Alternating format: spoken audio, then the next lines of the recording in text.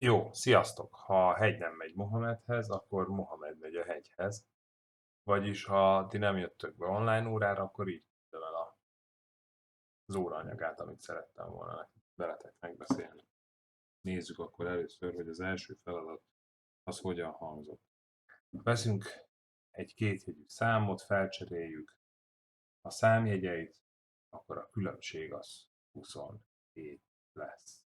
Nézzük meg, hogy milyen érdekes dolgot tapasztalunk, hogyha be kell vezetni ezt a dolgot, akkor először nézzük, hogy az alaki érték, a helyi érték, a valódi érték, ezek között milyen különbség van. Ezt már tanultátok általános iskolába, ötödikbe, alsó tagozatba is, hetedikbe is, szóval többször előjön ez a dolog, de azt hiszem, hogy mégsem mindenki kezeli ezt magabiztosan.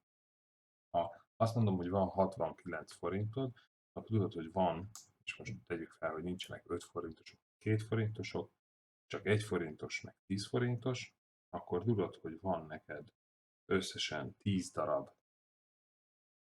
vagy 6 darab 10 forintosod, és van 9 darab 1 forintosod.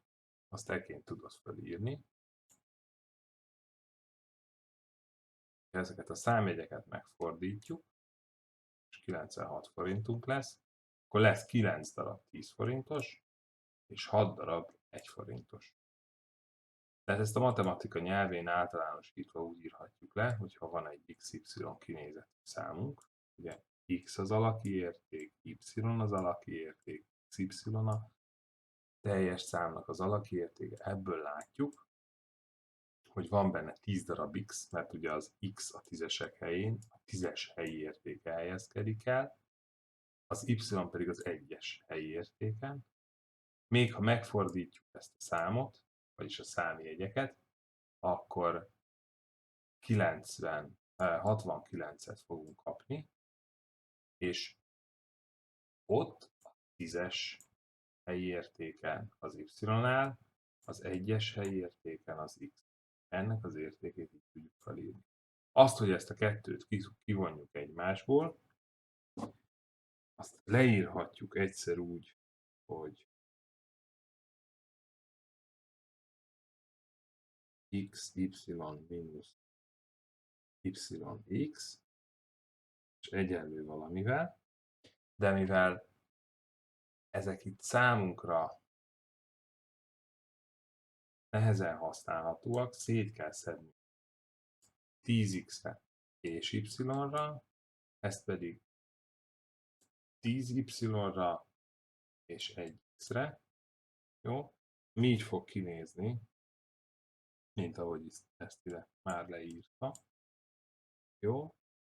Ha fölbontjuk a zárójelet, akkor nagyon kell vigyáznunk arra, hogy ez a mínusz, az nem csak a 10-hez csatlakozni, a 10y-hoz, hanem ide is, mert a plusz 1x-et, azt mínusz 1x-re változtatja.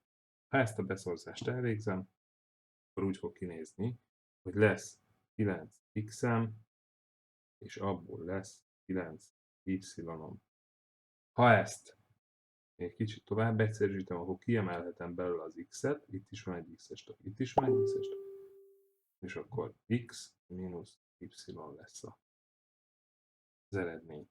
Akkor mit mondhatunk el, hogyha egy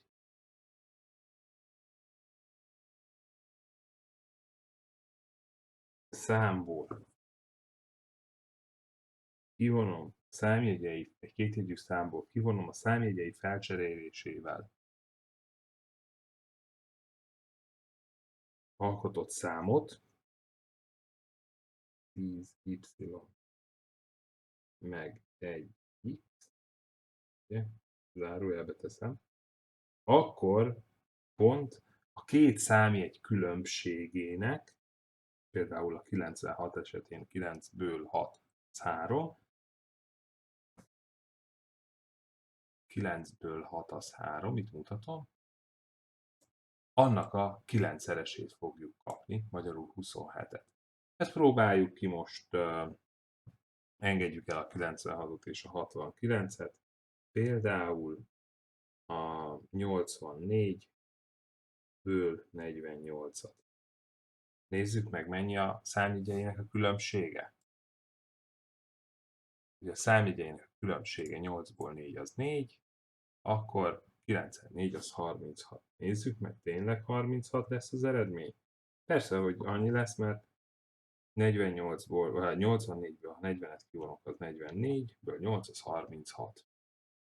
Akkor jó a megoldásom. De nézzük meg, hogy nagyobb szám esetén, például behúzok 71-ből 17-et. Ugye itt mennyi a különbség a számjegyeinek?